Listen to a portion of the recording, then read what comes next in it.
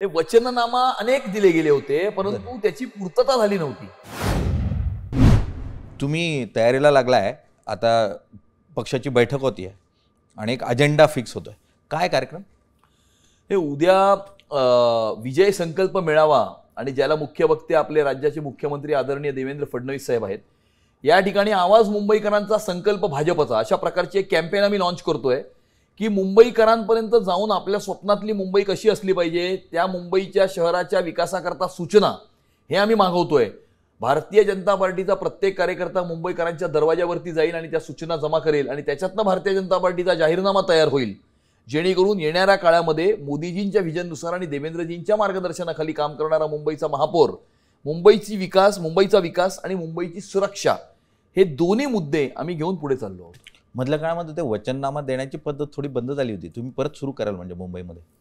ते वचननामा अनेक दिले गेले होते, परंतु त्याची पूर्तता झाली नव्हती. बरं. आणि त्यामुळे मुंबईकरांच्या मनात काय हे पहिलं आम्ही जाणून घेऊ, त्या सूचना मागू आणि त्या सूचनांच्या आधारावरती मुंबईकरांचा जाहीरनामा हा आम्ही तयार करू. अगदी मुंबईकरांनो, तुमचा जाहीरनामा तयार होणार आहे आणि तो प्रत्येक राजकीय पक्ष तयार करण्याचा प्रयत्न करणार आहे. पहिलं पाऊल भाजपने टाकलेलं आहे. मुळात तुम्हाला काय हवं तुमच्या जाहीरनाम्यामध्ये हे तुम्हाला ठरवायचं आहे आणि सत्ता कुणाची हवी तेही ठरवायचं आहे.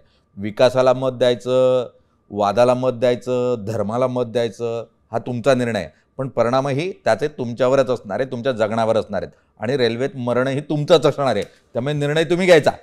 आता isakal.com आहे देशातील नंबर 1 ची मराठी न्यूज वेबसाईट. प्रत्येक अपडेटसाठी isakal.com ला नक्की भेट द्या.